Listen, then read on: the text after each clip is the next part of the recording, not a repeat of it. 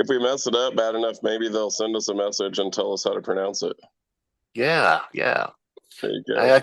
I actually follow some of these people that are on there like that, but sweet. Anyway, Scott said he was going to join too, but he hasn't. So we're just going to get started. All right. So what are we? 10 minutes after, almost 8 minutes after. Yeah. So like I said, I'll get you to the spoiler clip, and then you can take over and get me all the way down to A-Run. All right.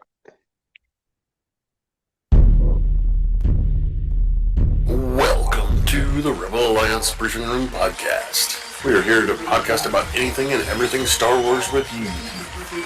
Please visit our website where you can play current and past episodes. That's https://RABR.KyleJohansson.us. That's RABR.KyleJohansson.us. On the left-hand side is a navigation menu. You can use this to learn how to load the Rebel Alliance Briefing Room podcast on your Android or Apple phone and tablet. And we have direct links to our podcast on Apple and Google Podcasts. Please participate by connecting to our social media, answering questions of the week, or submitting feedback directly from the site. Again, all of these are available at the Rebel Alliance Briefing Room website at RABR.KyleJohansson.us. And now, it's time to talk Star Wars. I am Kyle John Johansson, and this is Andrew Scott Sutton. Say hello. He hasn't shown up yet, so we've got Rick up at the top there, or I guess he's on the left in the actual video. He's on the top for me, but anyway, that's a different subject. So today we're reviewing Star Wars The Mandalorian Season 3, Chapter 24, called The Return, which I didn't quite understand what we're returning. I guess we're returning to Mandalore, but we were already there last episode. I don't know. So we're going to discuss the show. I have a brief news article that we're going to talk about. Like I said, we're going to discuss the show, kind of do some question of the week, which I'm hoping we can just kind of come up with on the fly here. And we're going to, beg for feedback, which we always want your feedback. So, send that in right away. And then we're going to do some thoughts and predictions probably for season 4. And that's going to be partly related to what we're going to talk about in the news here. So let me push the news button there. It's time for the news. And then I got to do this. All right. So this is that article you sent me, Rick. Season 4 is replacing the canceled Star Wars show. Oh, yeah. So what that really means to everybody is there was a show that was going to be called the Star Wars the Republic something, I forget what it was exactly called. And it was about the guys patrolling the Outer Rim area for New Republic troopers or Rangers of the New Republic. That's what it's called. Right there. Yep. So we're thinking, based on what happened at the end of the episode, where Djarin is going to start doing that he's going to kind of, fill out the plot for that show, which is probably where, as you can see from the picture here, is probably where Theron's hiding too, is in the outer areas where nobody goes. But it says in here, ending of the episode, Carson Teva, which is the Asian guy, of course. And we all remember that Cara Dune was in the first, I think it was in the first 2 seasons. Maybe it was just the first season of Mandalorian. And she made some weird comments, and they eventually, I think, canned her, I guess, or whatever. Gina Carrino. Yeah. She was out to not return. Yeah, please don't come back. And some of the story plots were were done by Ella Kane and Dr. Pershing. And now they're going to continue the rest of them in this season 4 is what they're basically saying. This guy's just predicting it. It's nothing. It says officially, but it's not. It's not official because I don't think anybody's actually commented on it. That's official. But it looks very much like that's going to be the major focus. We're probably going to get a lot of, there's supposedly a promise that Boba Fett's going to have an episode or two. So, they're kind of, I think they're, since it's potentially going to be the last season, they're probably going to pull in a lot of things to, I think this is going to be the season that kind of ties a lot of shows together. Yeah. It's going to be a nice little package deal and possibly stretch into another season, a 5th season. So, yeah, it's always possible. I think Jon Favreau has said that it's always been planned to be at least 4 seasons, possibly 5. So who knows? Yeah. I'm going to get out of that because that's pretty much all that article there. The news. I think it's an interesting. I think your idea of Thrawn actually will probably play out in this one. Possibly. I mean, it's kind of interesting that so far in all the show, even though we've hinted at him several times and they actually said his name in the previous episode, I think it's interesting that we've never seen a face or anything like that. Yeah. That's partly probably because the actor was just kind of selected a while ago. Probably they were done filming before he got selected. Maybe, I don't know. But I think it's just interesting. I'm wondering if that's going to be the case still in season 4. We just talk about him, but we never see him. Or you just see the back of him or see something that implies that he's there, but nothing like, He's in hiding, so why would we see him? I don't know. But people coming back thinking you might see him. So, yep. So that means that if you haven't watched the episode, you need to watch it.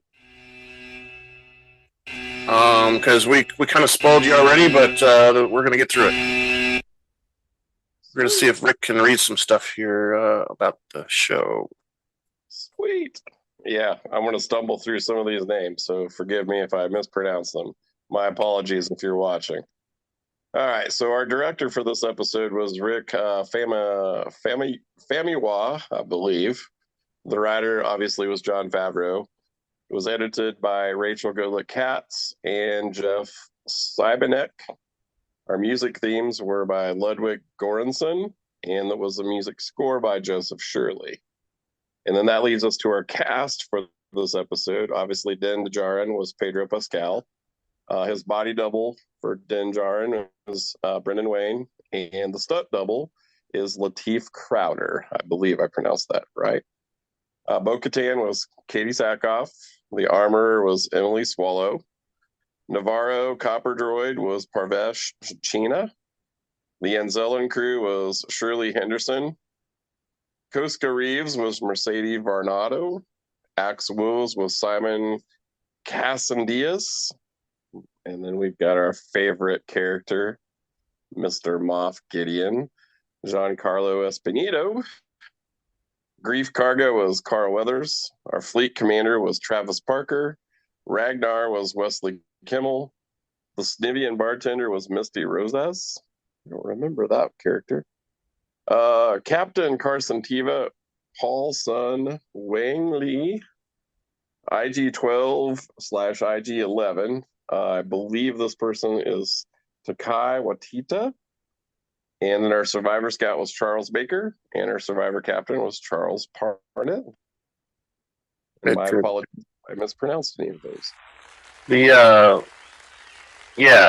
fleet commander, the bartender, that's when they went into the bar and stuff, and they were talking to Carson most of the time, so he didn't really pay attention, but there's a bartender right there behind him that was. I remember now. Yeah, that's right. When he right at the very end. Oh, sorry, spoiling it away, but guess not. At the very end when he walked in. That's right. Yes, they asked him for something and whether, and then he just started talking to Carson or whatever. Yeah. All right, so that brings us to our favorite commercial. Hey, you over there. Are you a trooper? Is your armor always dirty? When do you find time to clean it? Did Rebel Scum scratch and damage it? Does your helmet communications keep acting up? Yes. Stop by Aaron's Armour Sparkalorium. Before 1500 hours, we will wash, clean, and sanitize your armor for the next day pickup. Our patented galactically ancient secret cleaning techniques will have your armor sparkling just like a new Cerealian Y1300 freighter just off the assembly line. You will be the envy of all your friends and coworkers, from the castles on Lothal to the politicians on Coruscant to the environmentalists on Endor. For your next day service, stop by Aaron's Armour Sparkalorium. We are located in Tatooine's Mos Eisley Spaceport, directly across from Hangar 35. We will also repair and sell most parts at the best rates in the known galaxy. All services guaranteed and licensed by the Emperor himself to last a lifetime. Only at Aaron's Armour Sparkalorium. We accept Imperial credits only. Helmets and boots services are extra. Yeah, it's guaranteed by the Emperor himself. That's pretty good stuff, I guess. Yeah, pretty good. And lifetime warranty, but yeah, the lifetime is not very long. So, well, you have to think about the Emperor. The Emperor's going to probably like, oh, it's broken. Okay, you're dead. Yeah, lifetime's over. Lifetime's over. And it's only one time too. You can't, get it replaced. No, non-transferable, nothing. No. Non-transferable. That's it. Yeah. I was looking while it was doing the commercial, and you were reading the words or the cast off and stuff, and it's looking at our numbers and stuff, and we it's interesting. You were telling me that you listened to some of it on Amazon and Spotify, or Amazon, I mean, but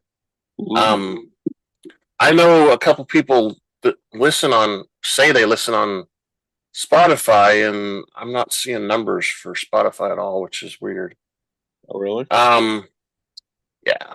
But on our last few episodes, we've had people listening on almost all the platforms. We've had people, one of them on the Google Podcast app. We've got a couple people that listen to the Chapter 21, The Pirate, and we have one that listened to The Spies on Google Podcasts, and then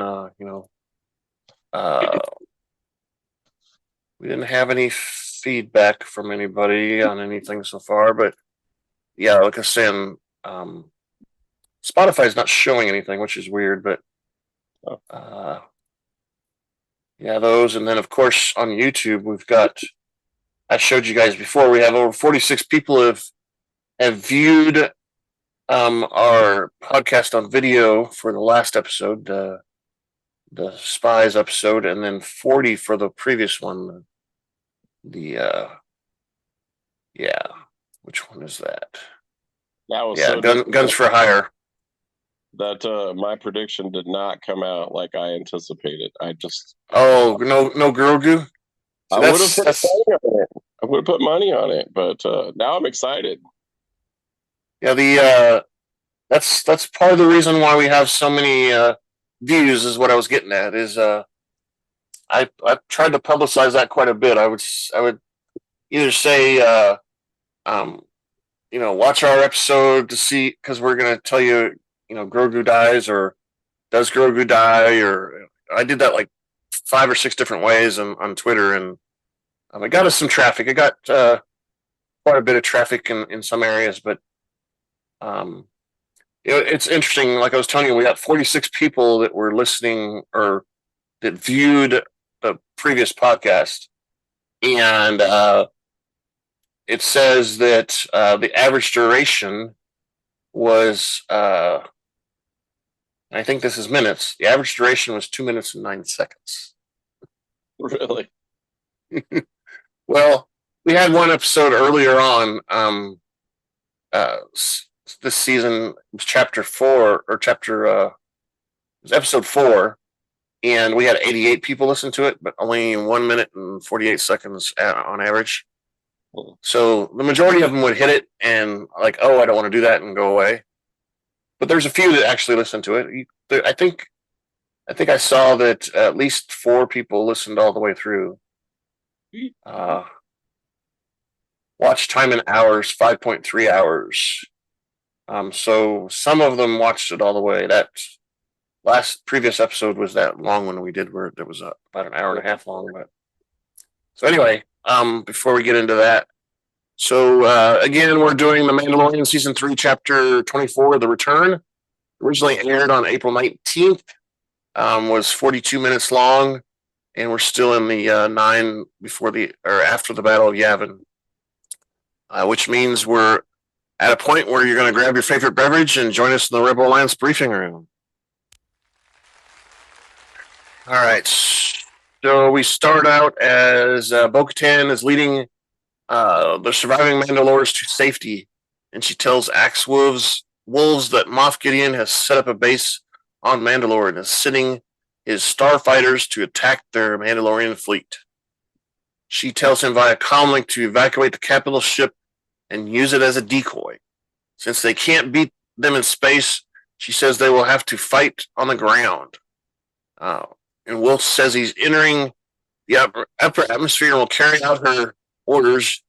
Of course, due to stormy conditions, communications break up as he's exiting the atmosphere, I guess, whatever you want to say. What? After retreating into the tunnels, what? What? Order? Yeah, that.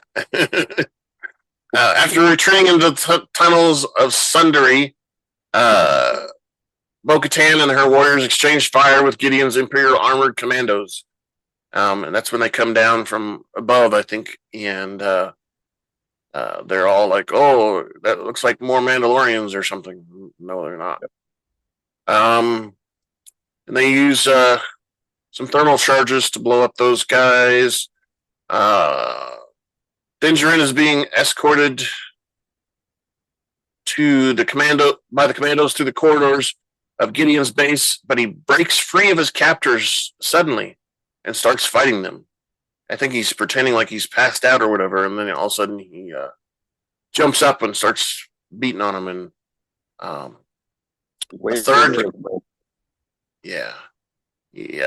he got some flamethrower action from one of the commandos, which I was surprised didn't burn his cape off or something. But I guess that's a fireproof cape. Yeah, he manages to subdue and trap him in a neck hold. Which I think one of these guys, he breaks his neck. He physically breaks his neck. A lot of times you don't see where they crack the neck, but he grabbed his neck and kind of jerked him until it cracked or whatever. One of the commandos does manage to wrap up one of those fiber cords around Djarin's neck, but suddenly Grogu, who is riding IG-12, shoots the commandos down after spraying Djarin with healing foam, which I think it was actually back to foam or whatever. IG-12 frees Djarin off of his restraints, and then they have a little moment. Oh, thank you for saving me. Blah blah blah. Now it's time to take out Moff Gideon. Or we'll have to keep doing this if we don't take him out. We'll have to come back. Meanwhile, Bo-Katan has led her surviving warriors into the cave, which they entered earlier. Djarin contacts her and tells them that he has found Grogu and he plans to take on Gideon. Bo-Katan tells them to be safe. At the urging of the surviving captain, the Mandalorians flee to the surface. Meanwhile, Gideon's TIE fighters and bombers depart on their mission to the fleet up above. At the command center, Gideon receives news from his commandos that the TIE fighters and bombers have launched and believe that the capital ship will soon be destroyed. Gideon, however, has learned from his graphic diagram that Djarin has escaped. He knows already. He says he's going to engage him, but the commandos want to go first, and he says, "No, I'll do it myself. Which I'll do it live." Interesting, because he had 2 dots that showed them. Like, how was he able to track them? Well, they can probably track life signs, would be my guess. I don't know. Yes, I just thought it was interesting. Well, you have to, think about, especially during the Empire's reign, almost everybody was chipped in some sort of way. They would get an official ID that they had to show everywhere, and then they had a chip in them also somewhere in their shoulder or upper arm. I think we never really got to see that with in Solo and stuff when he got his basically his ID to go into the army or whatever that was. But okay, and Gideon puts on his fancy helmet, and we get to hear the Darth Vader voice. "I'll go get him myself," whatever he says, and he vows to deal with Djarin and tells the commandos to go work on, I guess, Bo-Katan's crew. We hear Djarin contact R5, telling him that he needs to infiltrate the base and find the location of Gideon's command center. R5 descends into Gideon's underground base using his rocket boosters. He avoids an MSE6 series repair droid. I think on the show they actually called him a mouse droid. It's said in the captions or whatever, closed captioning. And he gets access to the network and transmits the schematic of Gideon's base to Djarin, who explains his plan to take out Gideon. He tells Grogu and IG-12, which that's redundant, it's the same thing, tells him to stay close. Meanwhile, Woves tells the Mandalorian capital ship captain that the scouting party has been ambushed by Imperial remnants. He tells the captain to send the Gauntlet starfighter and pack everybody in there with reinforcement troops for Bo-Katan's crew on the surface. He relays Bo-Katan's orders to leave the ship behind as a decoy. Woves takes the helm while the other Mandalorians evacuate the ship aboard the Gauntlet, which looked to me like they took several ships, so they probably all didn't fit in the Gauntlet, would be my guess. Because, we saw when they were sitting there in those rows, there was probably 6 on one side and 6 on the other. Yeah, I don't know. Is what he called them. Yeah. So I think there was at least 4 of them that they took, and hopefully those things survive, so they have at least something to fight back with later on. So they complete their evacuation just as the Imperial TIE fighters and bombers launch their attack at the light cruiser. Woves uses the ship's laser cannons and guns emplacements to defend the warship. Despite taking out some of the enemy starfighters and bombers, the capital ship sustains considerable damage. Djarin and Grogu reach Gideon's command center, which is guarded by more armored commandos and these red barrier shields that we saw the last episode. Djarin tells R5 by a comlink to activate the shields one at a time on his command only. After R5 deactivates the first shield, Djarin fights 2 Imperial commandos and takes one down with his own knife. He throws the other down, the chasm, which is weird. Why would they put him in an area where they had a cliff all the way around him? I guess it prevents people from coming in, but still, once you're in there, it's got to be a hazard, right? Well, you see the yellow tape there that said "Watch your step"? Yeah. Danger. Yeah. He throws one down. Okay. And he commands R5 to activate the second shield or deactivate the second shield. He fights 2 more guards who are armed with electro riot batons and shields. Defeats them and steals their weapons. Djarin fights his way through the 3rd row of guards. Meanwhile, A mouse droid discovers R5 again, but the astromech droid fires an electric shock at the mouse droid, and he, scurries away. Despite the delay, R5 manages to unlock the fourth row of shields after lots of pleading from Djarin, of course, and he shoots the remaining guards with his stolen blaster. The mouse droid summons 3 more droids who flash their alarms, and they bang him and ding him and ding ding. R5 manages to escape with his rocket thrusters, and he sends one of the mouse droids over the edge of the cliff. I didn't see that part, though. I didn't see one of them fall over. I don't remember. He didn't like shoot him, but like he shocked him or something, kind of like R2. Yeah. Yeah. Used the probe thing and went, and the little mouse go. Yeah. I remember that part, but I didn't see the part when he was escaping. That he knocked one of them off the ledge that was behind him. He sends over Djarin along with Grogu walk into Gideon's laboratory, which is full of tanks containing clones of Gideon. Bum, bum, bum. And that's where we see one of them, his eyes open. Oh, hi. Who's that looking at in my window? Djarin tampers with the controls, causing the tanks to explode and spill out the water, which we assume is suffocating the clones for some reason. Don't know why they couldn't breathe air, but they're not fully developed. They're still in the pupa stage. Oh, okay.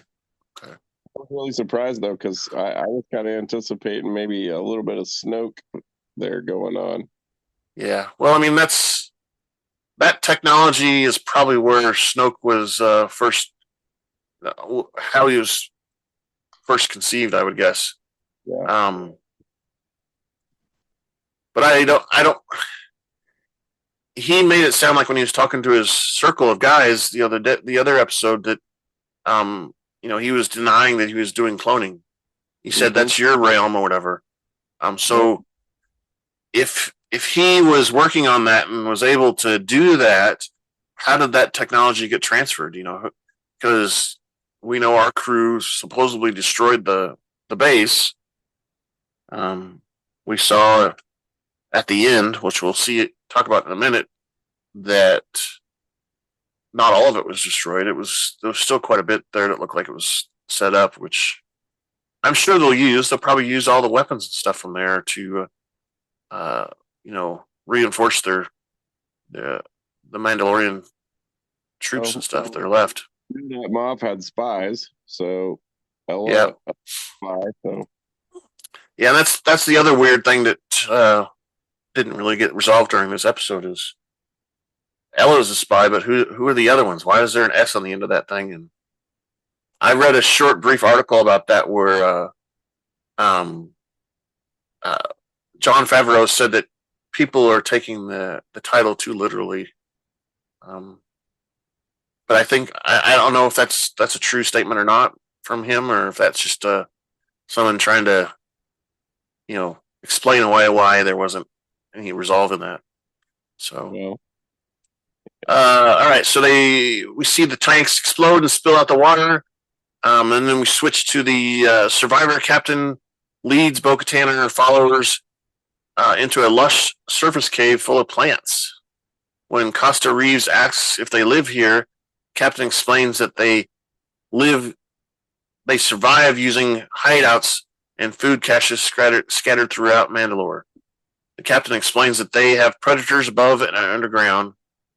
When Bo-Katan asks if they found the underground gardens, the captain explains that they planted farms. He explains that these are the old indigenous species of Mandalore who have been dormant for centuries before the Mandalorian Civil Wars. Once the planet was abandoned, they began thriving again. Okay. Bo-Katan says that she has only seen gardens in the domed cities and is amazed that they still grow life, in the regular air. Because it doesn't really explain, but they had these domed cities because the atmosphere was so volatile. There was these storms that are happening in the atmosphere are partly because of all the bombing and stuff, and the interference from all the attacks or whatever. But I think it's always been a little volatile storm kind of thing going on there anyway. And maybe they polluted the atmosphere, and okay, we'll just build a dome, that'll fix it. Kill the planet, now that they're not there, the plants can thrive, which is interesting. The captain says the plants only need room to grow. The Armour informs Bo-Katan via comlink that reinforcements have arrived. Da, da, da. So that's where we kind of turn the corner and kind of rule out that she's maybe not a spy. We didn't really get an answer to that, but she kind of steps up and helps out going forward. Bo-Katan commands her followers to don their helmets and activate their jetpacks. And they all kind of take to the air, and she grabs her Darksaber, which is kind of weird to do while you're flying. I don't see how you can fly and fight at the same time, but whatever.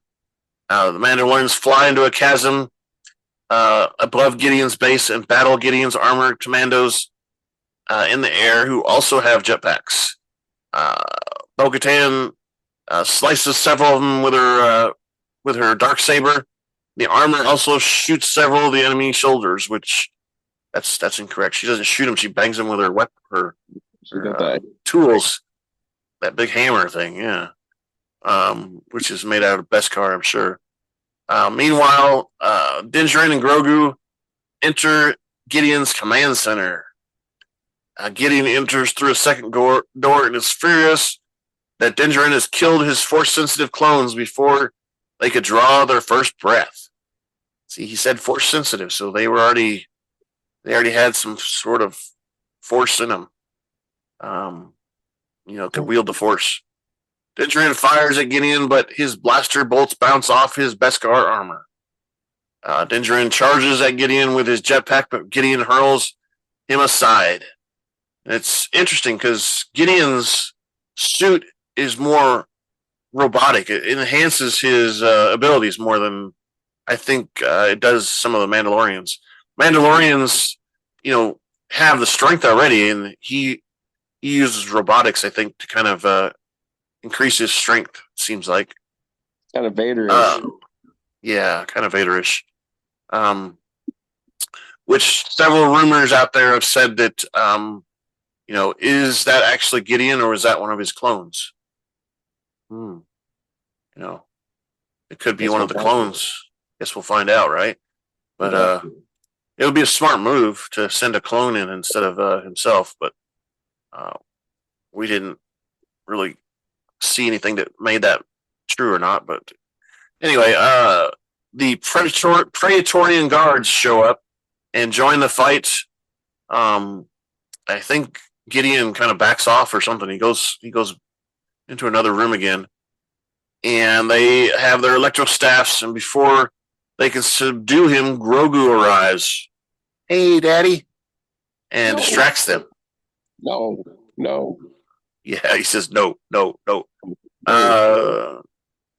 Djarin rushes to protect Grogu, but Gideon uses a fiber cord whip to drag him back.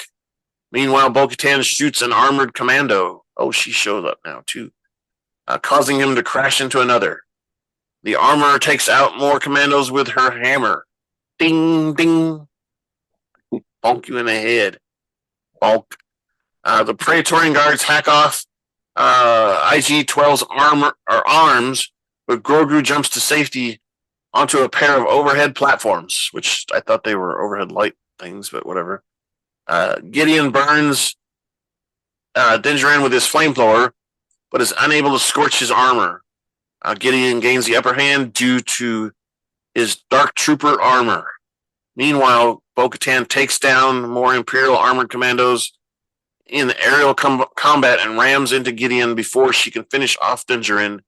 She tells Djarin to go save Grogu. Go, I'll take this. I'll take it. Gideon asks Bo-Katan if she is going to surrender or fight. Bo-Katan draws the Darksaber.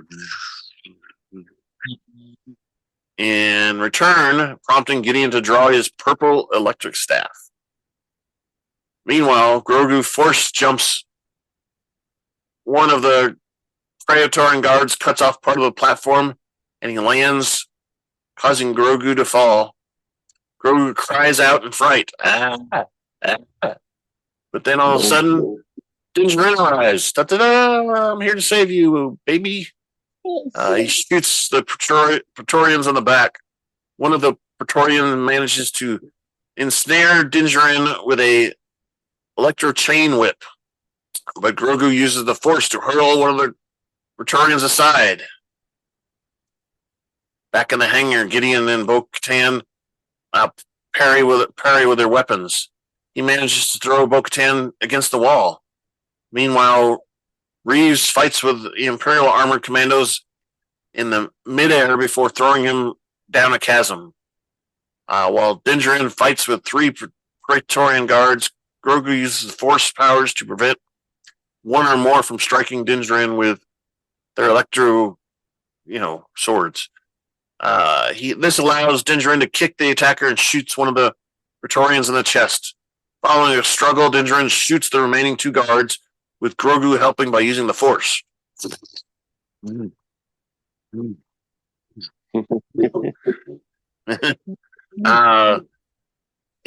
He throws their weapons away mostly with the Force. He doesn't really throw them that much, but he throws the weapons more than anything.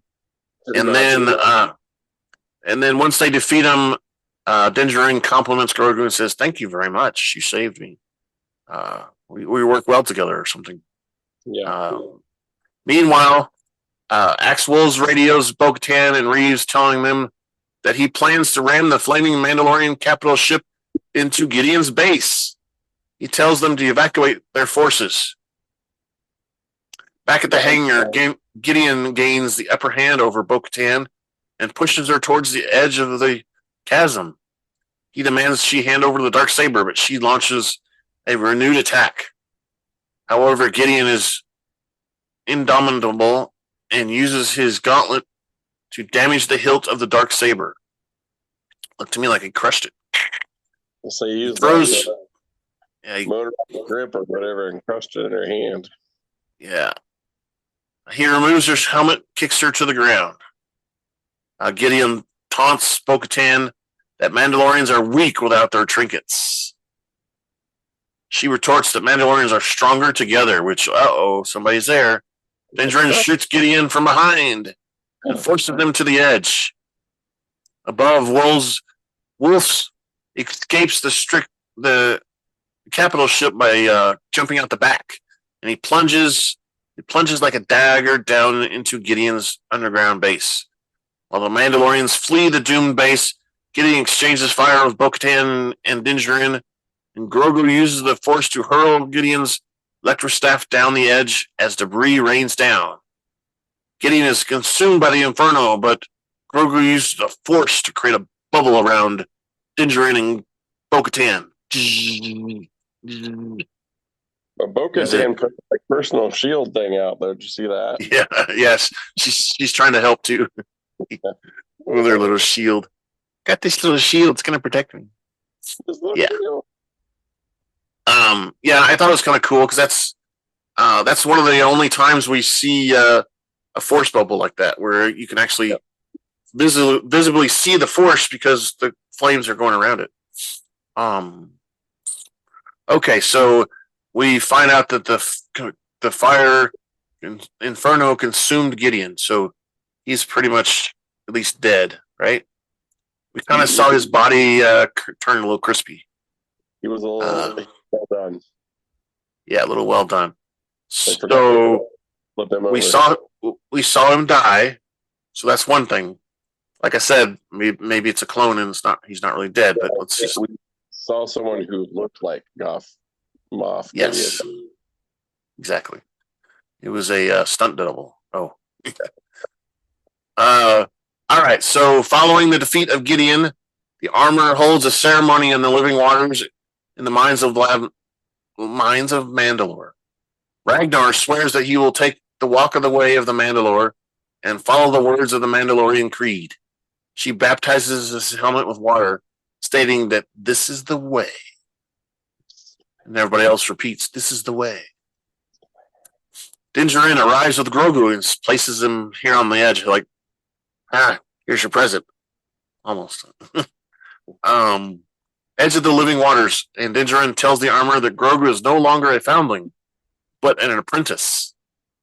He asks her to add him to the song. Since Grogu is too young to speak, she thinks that he is too young to take the creed. She says that he must remain a foundling. Oh. Djarin is depressed for a second there, isn't he? Then he asks if his parents can give them permission. The armor counts Grogu's parents are far from here, and even if they're alive. And this is when Grogu is like, oh, Daddy, I'm not getting what I want, Daddy. Djarin replies that he will adopt Grogu as his own then. He'll make him his own son. The armor turns around, accepting the adoption, and says, this is the way. You can't really see because you can't really see her expression, but she kind of gives him a little head turn like, what the hell took you so long? Almost. The armor declares that he is written in the song and that Djarin is accepting this foundling as his son. Grogu smiles and the armor names him Din Grogu, an apprentice, which is weird. The other Mandalorians chant, this is the way. Which, like I said, it is weird that they take the Din and add it to his name in the front. Because I thought it would be Grogu. Djarin. Djarin, yeah. Because I've always thought the Mandalorian's name was Din, was his first name. Din Djarin. But I guess it's the other way around. Which is also weird because if you think about our other Mandalorians, the guy that died, his name was Paz Vizsla, right? And if you go back in the past on other Star Wars shows, there was several people part of the Vizsla clan. They all had last names of Vizsla. There was Pro Vizsla. They're the Mudhorn clan, so Grogu Mudhorn didn't sound very good. I guess. All right, so the armor tells Djarin that he must now leave Mandalore and go on his journey, just as he teaches Grogu. Djarin says, "This is the way." Grogu babbles some cheerful noises. Blah, blah, blah. Beneath the depths of the living waters, the mythosaur stirs. Later, the armor hands Bo-Katan a flame to light the great forge. Mandalorians from both factions chant, "For Mandalore, for Mandalore, woo! We've got the forge going. We're back in business." Woo-hoo. Yeah. Djarin later flies his N1 starfighter to the Delphi base. There, he and Grogu meet up with Carson Teva, who offers to buy him a drink. Djarin replies that he is on a business trip. He is here on business. While Teva serves him a drink, he thanks him for eliminating Moff Gideon. Grogu jumps up on the nearby high chair and gazes at several Imperial helmets that are up above and sees an IG series droid also. Djarin tells Grogu that is not IG-11 and explains that the droid's head reminds Grogu of someone he knew. He tells Carson that. That's what he says. Since Grogu is his apprentice, Djarin offers a business proposition to work for the New Republic as an independent contractor. Since the New Republic lacks the resources to hunt down Imperial remnants in the Outer Rim territories, Djarin offers to work as a hunter on a case-by-case basis hunting Imperials. Teva says that this is against regulations and will not get approved. Djarin says, "Well, then don't don't tell him. It's not going to get approved. Why tell him? Tevye wants to think about it, but Djarin says that it is a good deal, and as an advance payment, Djarin asks for the IG assassin droid's head, claiming he needs it for parts. What? Why do you need it for parts for? Exactly. He doesn't like. He doesn't like droids at all. He doesn't trust them. No. At Navarro City, High Magistrate Karga Grief tells Djarin that the people of Navarro appreciate what he has done in repelling of the pirates. He gives him the deed to a new cabin on the outskirts of town. Karga says that Djarin can use it in between adventures. The two shake hands, and Karga also thanks Grogu. As a gift, Djarin gives the town a rebuilt, reprogrammed IG-11 who will serve as a new marshal of Navarro.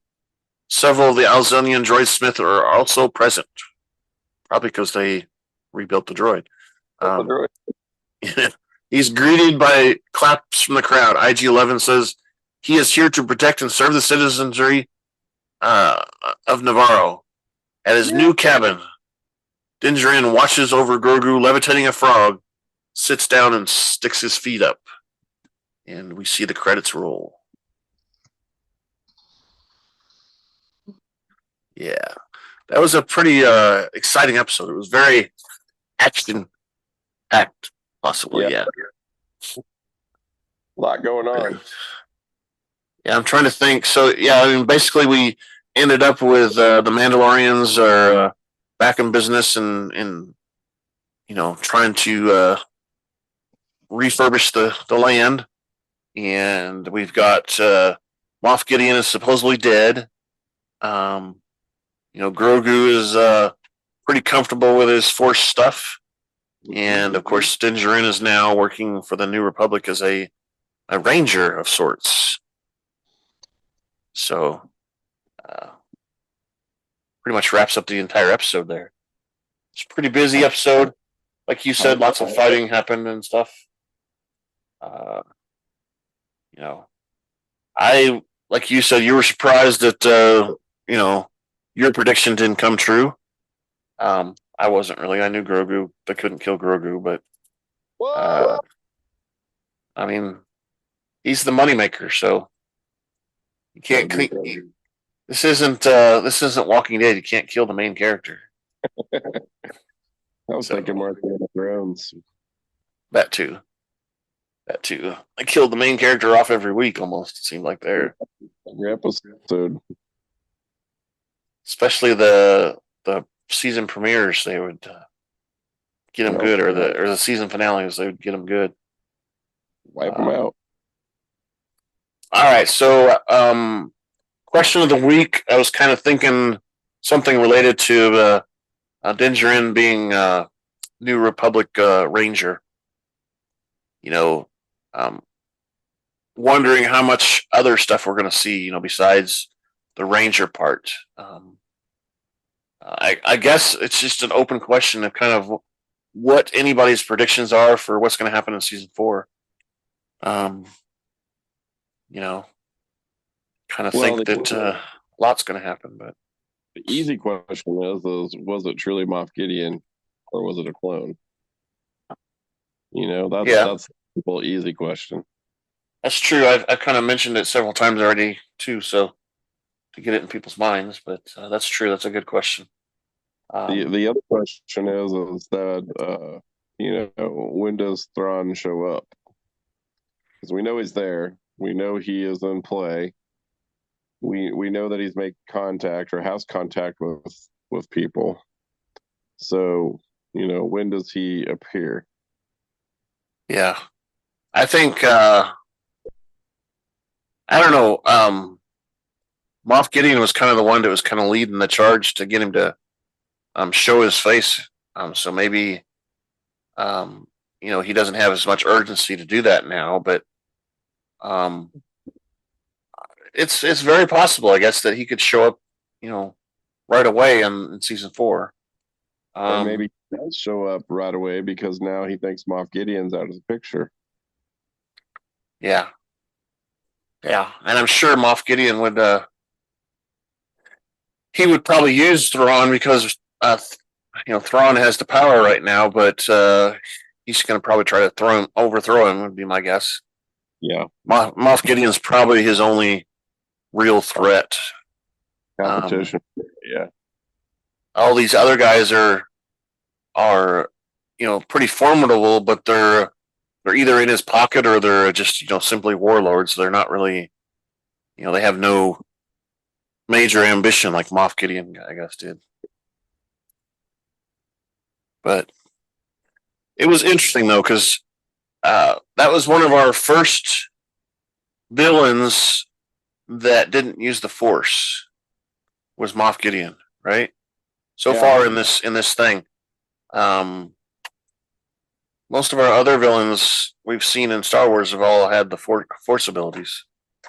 So, and maybe that's how we know it was him, because he didn't use the Force, because he talked about, that was the one thing that was missing in the clones. Yeah, was the Force abilities. Yeah, and that. I don't know. I mean, he made a big deal about the Mandalorians too, but the armor of the clones was already designed from what the Mandalorian armor was. Yeah, because Jango was a Mandalorian. Jango Fett was a Mandalorian, and they designed everything off of his stuff. So, yep. The first design for the clones was a white version of Jango Fett's armor that he had. Of course, it changed and stuff over time. And then we got rid of him, and we got the stormtroopers with their weird helmets on top of that. But yeah, I don't know. I think it's possible that Moff Gideon, or maybe one of his clones, could show up too. I'm not really counting on it. I'm thinking that we're kind of closing that off because we do know that Moff Gideon doesn't exist in the First Order. True. We know a lot of those people that are in that Shadow Council don't exist in the First Order, also, including Admiral Thrawn, Grand Admiral Thrawn. Well, it's because Din hunts him down. Kills them all. Dead or alive. Yeah. There's a lot of stories and stuff where Han Solo and Luke Skywalker and all those guys try to go hunt down Thrawn too. So who knows what we'll get into, but interesting. We'll see. Yeah, I mean, there's a brief mention, I think, in Return of the Jedi, where they're talking about going and hunting down rogue Imperials, and they mention a secret admiral but they don't mention his name because technically at the time he didn't exist. Because so the Timothy Zahn wrote the first Thrawn novel. I think it was like 5 years after the Return of the Jedi had been in the movie theater. Okay. And his idea was his books were going to be the next trilogy, which they didn't end up being because that's, we still continued the Skywalker saga. Yeah. Which, I mean, that's great, but I could have used something different than Skywalker saga too. I think that's partly what's so satisfying about The Mandalorian anyways. It's not necessarily about the Skywalkers, right? Luke's in it every once in a while. Yeah. Well, but barely, right? Because he's like the character that everybody knows. Yeah. And he's supposedly at this time one of the only Jedis that's let's say public. He's still trying to hide, but he's out there. People know him, and he shows up for Grogu and stuff. So, he's making an effort to go out there and find others like him, I guess. But anyway, well, yeah, I don't know. These have been 8 episodes, every season so far, and I think it's probably going to be like that too for next season 4. So we'll just get a few short episodes like this time. But I think near the end of season 4, we're going to get a lot more of Ahsoka and all those other characters because we gotta transition to the Ahsoka show. Which by that time will be around season 2 of Ahsoka show because we're getting Ahsoka season 1 this year, like you said before, in August. So I think there'll be a lot because, like you said, they're going to transition away from the actual Mandalorian show and kind of go into that, and then of course that's going to morph into something else. Well, we'll see that probably. We'll see Ahsoka. Who knows? Well, there's that other new show too that's supposed to come out next year called The Skeleton Crew. We've talked about it briefly. Yeah. There's supposed to be characters in that show also that they're gonna kind of mix in too. Because the idea of the movie that we heard about at Celebration, the movie's supposedly going to integrate people from all those shows, the Boba Fett, the Mandalorian, Ahsoka, and this Skeleton Crew. They're all going to be supposedly tied up in this movie that's coming out 4 or 5 years from now. I think who knows? We may get some Sith involvement coming in too with what was the Acolyte? Is that what's called? Yeah, the Acolyte. So yeah, that'd be nice too. I mean, it's good seeing a good villain like that, but it's always fun when you've got a really powerful one that has the force behind it too. Yeah. Makes it you can't just fight them. I guess you gotta think several steps ahead of them. Really. That's I envision the next season being like a little of this and a little of that and a little over here and a little over there, all put together, stirred up, and this is how we're finishing it and tying them kind of all together. Yeah, I just hope they don't do too many of those what they like to call bottle episodes. The one-off episodes that are just fun, but they don't really mean much to the storyline. I hope they don't do very many of those. I don't think they will because I think they're going to try to get everything tied together so it kind of makes sense for everybody to be able to follow and neatly package it with a nice little bow on top. So yeah, a nice pretty bow, maybe a blue one. Pretty bow. All right. Feedback at KyleJohansson.us. That's feedback, KyleJohansson.us. Yes, so that email address, feedback at KyleJohansson.us, is the first way to send us feedback. You can even attach a video file if you'd like to. As long as you're able to send large files, we can probably receive them.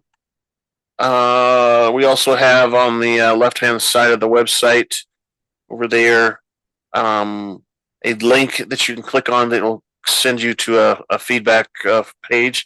Fill that out, click send, and it'll come to us. We also post our video up on YouTube and Spotify. And there's comments that you can place comment section there. We have a question of the week where we talked about this week about Moff Gideon. Is he actually dead, or is that one of his clones, or is one of his clones going to come back? They have comment section there too, so you can answer the question and then put some information about what you want to talk about there. Doesn't have to necessarily be about the question. We're on Twitter right now at super_duper_pod. And that's pretty much all the locations that we have stuff at. So send us some right away because we keep debating stuff here, but nobody has any arguments for us. So it's always better if we have. So we're just right. So you have to prove us wrong. That's all you got to do. See, so Grogu is going to die. Still, yep, he's still going to die. Yep.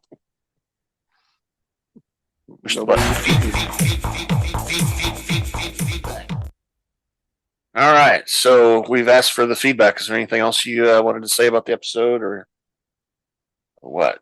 I thought it was good. I thought it was a really good way to kind of tie the season up and kind of finish it. It always sucks when it ends, though. I mean, because now we've got the long wait. Yeah, I kind of felt like they used the Disney way to tie it up. It was more a pleasant way. There wasn't anything that was you were all like, oh man, now I gotta wait. Somebody died. I gotta wait all this time. I mean, the villain died, so we're okay with that. That's the Disney way. The villain died, and everybody else was okay. Oh, that's and Grogu was sitting in a pond playing with the frog. Exactly. And happy. Den's got his feet up, just relaxing. The only thing he was missing was a cold beverage and I don't know what else, maybe. Maybe a cigar or a pipe or something. I don't know. Good old Stokey. I thought it was interesting that Grogu was levitating the frog and then he let it fall back down in the water. He didn't attempt to eat it this time, like he's done in the past. Maybe he's gotten enough trouble already. He's like, nope, I'm not going to eat it this time. I don't want Daddy to yell at me. Maybe don't yell at me. He'd already eaten like 2 or 3 before that scene. So he was yeah. He says, "Oh, I hear Daddy. I'm not going to eat this one. Okay, I'll put him back." Play with your food. That's right. No, Grogu, stop playing with your food. It was a good season. Just never enough, Yeah, exactly. Yeah, it's actually, oh man, I think you got me going there.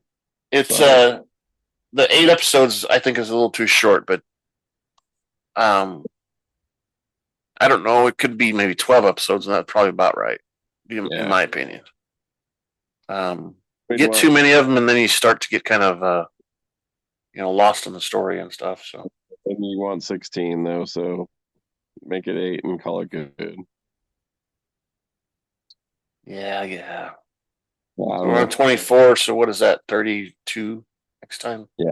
We have 8 more. 40 episodes, so unless they sneak a bonus 1 or 2 in. Yeah, so I was going to ask you, and maybe we can talk about this more in a little bit after we sign off, but you're going to be busy quite a bit this summer, you think? Yeah, I'm like starting in 2 weeks, like every weekend between now and like the middle of July, there's at least one thing going on. So yeah, crazy. I'm going to be busy the beginning of May. The first couple of weeks I'll be busy because I'm going to that convention. And I leave on Saturday because my first class at the convention is 8:00 on Sunday. I know. I can't decide if on Saturday I'm going to stay up late or if I'm going to go to bed early or something. But anyway, I go to bed early. You're going to be staying up late other nights. Yeah, especially Wednesday. Wednesdays when they use most of the vendors have their after party things, and we've got invites to 3 different after parties, and it's kind of interesting because one of them is really early. It's like really 5 to 8 o'clock. Ooh. 5, not in the morning, but 5 p.m. to 8 o'clock, and then there's one right after it. It starts at 8 o'clock and it goes on to 1 o'clock in the morning. Yeah. Okay, that's good. I thought you were saying 5 a.m. I was like, oh my god. Oh, 5 p.m. No, that's horrible. No. Anyway, that's not Mandalorian talk. So we did. I just got reminded. I've got a little thing that reminded me that we did get a few new followers this week too from on Twitter. Cool.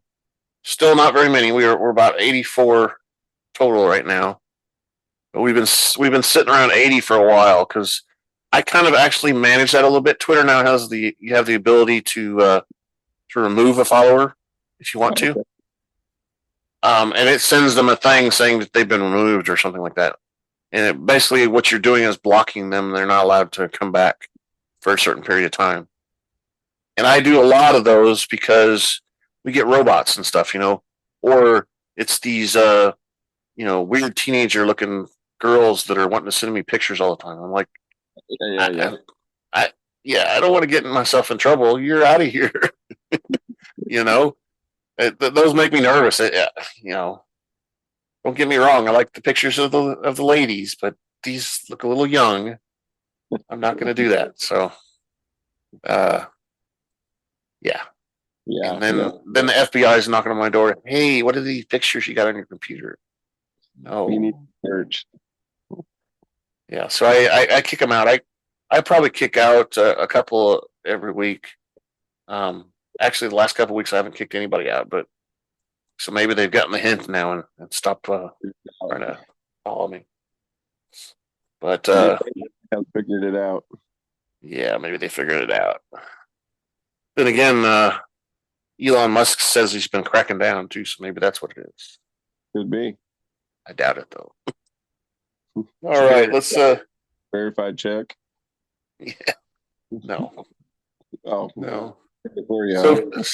So for like a business, if I was actually a business, which we aren't, of course, but if I was a business, they want you to pay $1,000 a month to get the check mark.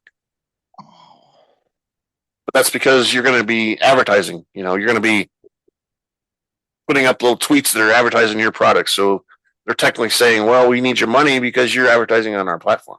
Yeah, exactly. So, which we are advertising on the platform, but we're advertising for our podcast, which is not making any money.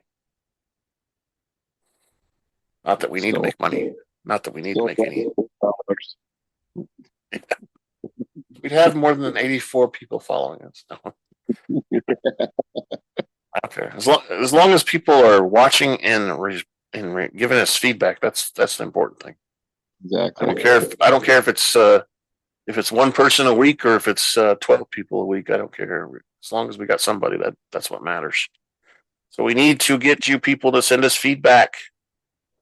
And with that, I'm gonna click the outro button. Thank you for listening to the Rebel Alliance Briefing Room podcast. Please visit our website where you can play current and past episodes. That's https://RABR.KaileJohansson.us. That's RABR.KaileJohansson.us. On the left-hand side is a navigation menu. You can use this to learn how to load the Rebel Alliance Briefing Room podcast on your Android or Apple phone and tablet. And we have direct links to our podcast on Apple and Google Podcasts. Please participate by connecting to our social media, answering questions of the week, or submitting feedback directly from the site. Again, all of these are available at the Rebel Alliance Briefing Room website at RABR.KaileJohansson.us. This podcast in no way is approved, sponsored, or owned by Lucasfilms Ltd., Disney, Disney Plus, or any of its subsidiaries. All opinions are solely owned by Kyle and or Scott and in no way express the views or opinions of their past or present employers. Views and opinions are not supported or restricted by Lucasfilms Ltd., Disney, Disney Plus, or any of its subsidiaries. Any rebroadcast, reproduction, or any or other use of this podcast and its affiliate sites without consent of Super Duper Podcast Network and its host is prohibited.